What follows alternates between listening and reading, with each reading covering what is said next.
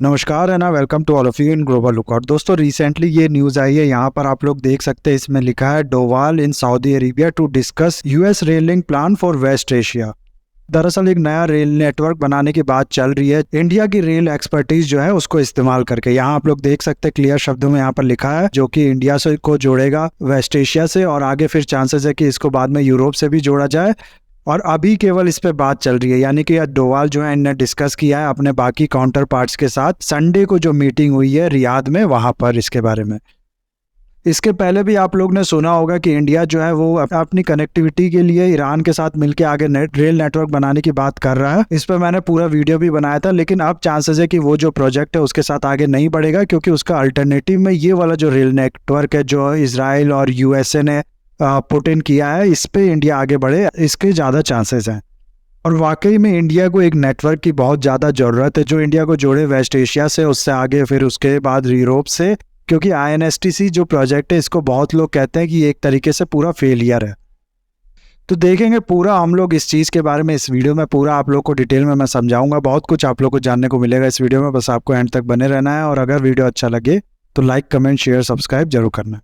India के NSA, UAE के NSA के साथ साथ ही साथ USA के, सऊदी अरेबिया के भी जो काउंटर पार्ट्स थे, यानी कि नेशनल सिक्योरिटी एडवाइज़र थे, उनके साथ मिले और फिर इस रेल प्रोजेक्ट पे बात की इनने। और ऐसा बताया जा रहा है कि 18 महीने से इस प्रोजेक्ट के लिए बातचीत जो है वो चल रही थी। ये प्रोजेक्ट में हम लोग को इन्वॉल्व होना चाहिए कि नहीं, इसके बारे में जो USA है, इसराइल है या बाकी कंट्रीज़ भी है, वो काफ़ी टाइम से बातचीत कर रही थी। अब जो एक तरीके से हम लोग देख सकते हैं कि फॉर्मल बातचीट, कॉन्क्रीट बातचीत जो होती है वो हुई है इन कंट्रीज़ के बीच में। I2U2 समिट आप लोग ने सुना होगा। I2 का मतलब है इंडिया और इसराइल, और U2 का मतलब है UAE और USA। इसको वेस्ट एशिया का क्वाड भी कहते हैं। क्वाड आप लोग जानते होंगे, जैसे कि पैसिफिक एरिया में इंडिया, ऑस्ट्रेलिया, जापान, USA, वैसे ही वेस्ट एशिया का भी एक क्वाड है जिसमें इंडिया, इसराइल, USA, UAE है। इसकी एक मीटिंग में इसराइल ने ये प्रपोजल दिया था, लेकिन ये जो मीटिंग हुई है अभी, जिसमें अजीत डोवाल जी गए हैं सऊदी अरेबिया में, इसमें इसराइल को नहीं, इसराइल की जगह सऊदी अरेबिया को इनवाइट किया गया है। सऊदी अरेबिया को इसमें इन्वॉल्व किया गया है, और जिसके चांसेस है कि हो सकता है कि इसराइल और बाकी जो मुस्लिम कंट्रीज़ हैं वेस्ट एशिया की, उनके बीच में जो रिलेशन है उसको देखते हुए इसराइल को नहीं इनवाइट किया गया हो, और बिना उसके इस प्रोजेक्ट के साथ बाकी कंट्रीज़ आगे बढ़ रही हों।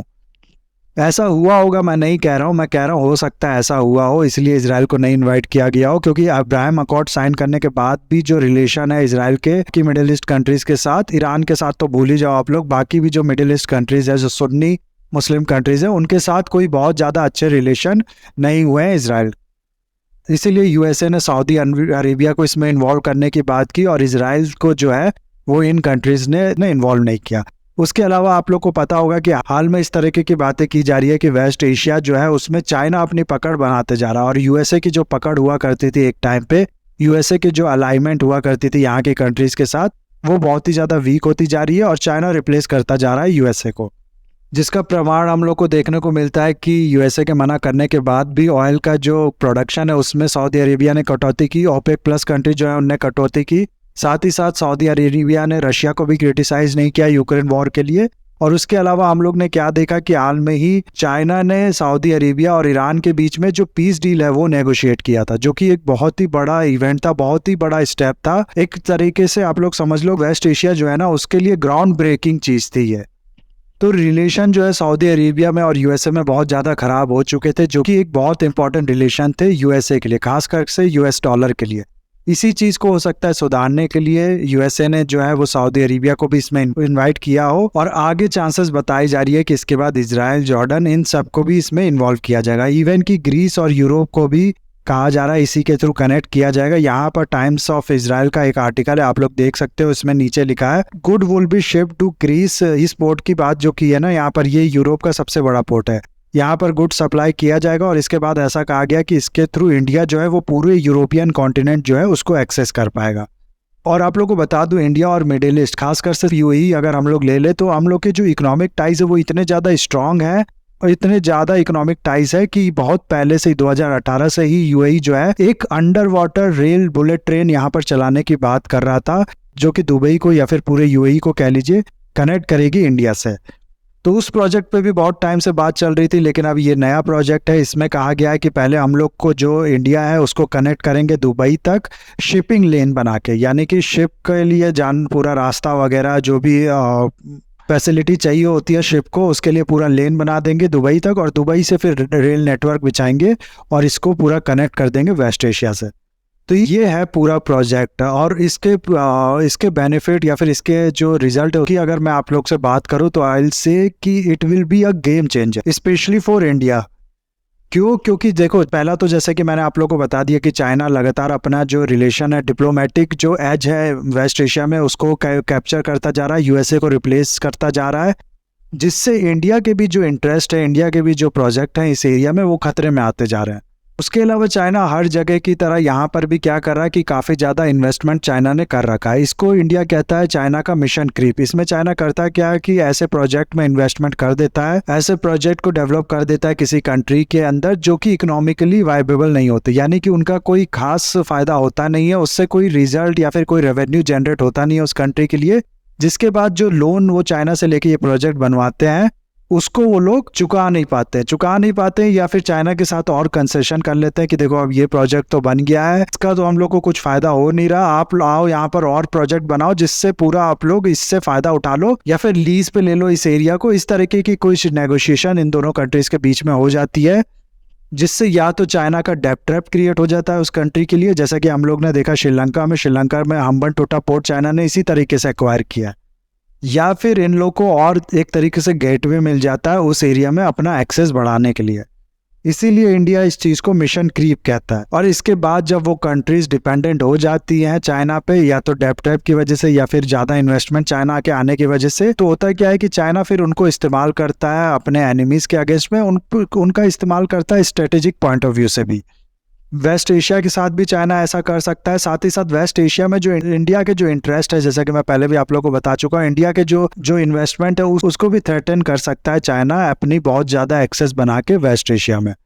आपको पता ही होगा कि हाल में तो रशिया से हम लोग ज़्यादातर ऑयल खरीद रहे हैं, लेकिन वेस्ट एशिया जो है वो हम लोग का बहुत टाइम से एनर्जी का सोर्स रहा है। ज़्यादातर ऑयल इंडिया वहीं से खरीदता है, एक तरीके से डिपेंडेंट है वेस्ट एशिया पे अपनी एनर्जी नीड के लिए। और साथ ही साथ इंडिया चाहता है कि ये जो कंट्रीज़ हैं, गल्फ कंट्रीज़ जो वेस्ट एशियन कंट्रीज़ है, इनके लिए इंडिया फूड बास्केट बन जाए, यानी कि इंडिया से जो एग्रीकल्चर प्रोडक्ट्स है वो सप्लाई हो ज़्यादा, इनको वो एक्सपोर्ट करना चाहता है ज़्यादा इन कंट्रीज़ को।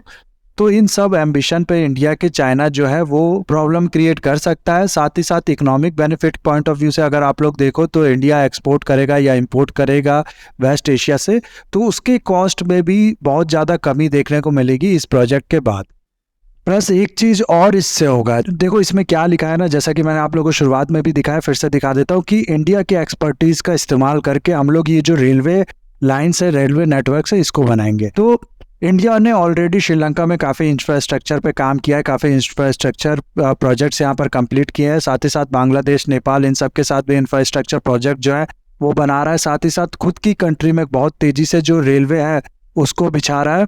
अब अगर ये प्रोजेक्ट भी इंडिया बनाता है तेज़ी से, यूएसए पैसा देकर, इंडियन कंपनी जो है वो इस चीज़ में काम करती हैं, तो इंडिया की एक ब्रांड भी क्रिएट होगी पूरे वर्ल्ड वाइड में कि इनकी कंपनीज जो है वो कैपेबल है बड़े बड़े इंफ्रास्ट्रक्चर प्रोजेक्ट है जो हैं उनको बनाने में। और आगे भी जाने चांसेस है इंडिया की जो बड़ी बड़ी कंपनीज है उनको इसी तरीके के बड़े बड़े प्रोजेक्ट्स दुनिया भर के जो एरिया है, दुनिया भर की जो लोकेशन है वहाँ पर मिले, जिससे इंडिया चाइना का जो belt and road initiative project है उसको काउंटर भी आसानी से कर पाएगा, और चाइना का जो इंफ्रास्ट्रक्चर डेवलपमेंट है दुनिया भर की कंट्रीज में उसको एक टक्कर दे पाएगा, उसके लिए एक रिप्लेसमेंट बन पाएगा। और सिर्फ इंडिया ही नहीं, यूएसए, इजराइल और बाकी भी वेस्टर्न कंट्री जो चाइना को काउंटर करना चाहती है, चाइना की डेब्ट ट्रैप पॉलिसी जो है, चाइना का जो इमोरल एक्टिविटीज़ जो है उसको काउंटर करना चाहती हैं, उसके लिए वो इस चीज़ से कर पाएंगी। यूएसए ने, आप लोग को पता होगा, ब्लू डॉट नेटवर्क और बिल्ड बैक बेटर इनिशिएटिव जो है उसका शुरुआत किया है। ब्लू डॉट नेटवर्क जो है वो दरअसल कुछ भी नहीं है, एक तरीके से हर जो प्रोजेक्ट्स हैं उसका असेसमेंट करके इसमें बताया जाएगा कि वो चीज़ कितना ज़्यादा इकोनॉमिकली, इन्वायरमेंटली या बाकी तरीके से वाइबल है, उनका बनाने से फ़ायदा है या नहीं है, ताकि चाइना जो है वो नॉन वाइबल प्रोजेक्ट बना के किसी कंट्रीज़ को अपने डेब्ट ट्रैप में ना फंसा ले। उसके अलावा इंडिया के लिए ये चीज़ जो है वो कनेक्टिविटी का भी सवाल है। मेरे को नहीं लगता इसमें कुछ बताने की ज़रूरत है। पाकिस्तान से हम लोग जो सेंट्रल एशिया उसको कनेक्ट कर नहीं पाते हैं, क्योंकि पाकिस्तान हम लोग को ट्रांजिट प्रोवाइड करता नहीं है। इसीलिए इंडिया बहुत टाइम से ईरान के थ्रू एक्सेस ढूंढ रहा था कि कहीं हम लोग ईरान के पोर्ट पे, फिर ईरान के पोर्ट से रेलवे लाइन के थ्रू अफगानिस्तान, सेंट्रल एशिया, बाकी यूरोप भी पहुंच जाए। लेकिन अब क्या हो रहा है कि ईरान पे सैंक्शन, साथ ही साथ चाइना के साथ ज़्यादा क्लोजनेस या फिर और भी बाकी वजह होंगे, जिसकी वजह से ईरान के थ्रू ना बढ़ के जो यूएई, सऊदी अरेबिया, इस कंट्री के थ्रू जो इंफ्रास्ट्रक्चर प्रोजेक्ट, जो कनेक्टिविटी है, उस पर ज़्यादा फोकस दे रहा है इंडिया भी। मैं पोर्ट्स वगैरह तो इंडिया के पास ऑलरेडी यहाँ पर अवेलेबल है, जैसे कि बंदर अब्बास अब ईरान का पोर्ट हो गया, दुगम पोर्ट ओमान का हो गया, दुबई पोर्ट यूएई का, जेदा पोर्ट सऊदी अरेबिया का, कुवैत सिटी का भी पोर्ट। यहाँ तक तो ठीक है, लेकिन इसके आगे प्रॉब्लम आ रही है, जिसके लिए ये सॉल्यूशन, ये जो प्रोजेक्ट है पूरा, ये बताया गया। तो ये सब ज़्यादातर इंडिया के फ़ायदे थे। यूएसए के मैं ऑलरेडी आप लोग को बता चुका हूँ। एक तो अपना जो वो ग्राउंड लूज कर रहा है वो मेंटेन करना है, साथ ही साथ चाइना को यहाँ पर बड़ा प्रेजेंस बनाने से रोकना है। ये सारे फ़ायदे यूएसए को मिल पाएंगे और यहाँ की जो कंट्रीज़ है इनको मिलेगा इन्वेस्टमेंट। तो ये है पूरा डिटेल। एक चीज़ और मैं यहाँ पर आप लोग को बताना चाहता हूँ, कभी भी जो दो टर्म आप लोग देखते हो ना, मिडिल ईस्ट और वेस्ट एशिया, इनमें से आप मिडिल ईस्ट को मत इस्तेमाल किया करो। मैं भी कभी कभार जल्दी जल्दी मैं कर देता हूँ। दरअसल मिडिल ईस्ट जो टर्म है ना, ये वेस्टर्न कंट्रीज़ के पॉइंट ऑफ व्यू से, वेस्टर्न कंट्रीज जो है इन्हीं से आप लोग देखोगे तो ईस्ट में ये पड़ता है, ये एरिया, इसीलिए ये लोग इसको मिडिल ईस्ट कहते हैं। जबकि इंडिया के पॉइंट ऑफ व्यू से देखो आप लोग, तो इंडिया के तो वेस्ट में है ये एरिया, इसीलिए इंडियंस या फिर बाकी एशियन कंट्रीज जो है उनको इसको वेस्ट एशिया कहना चाहिए। बाकी ये जो पूरा वीडियो है, आई होप ये भी आपको अच्छा लगा होगा। इसे लाइक, कमेंट, शेयर, सब्सक्राइब जरूर कीजिएगा। That's all, have a nice day, take care.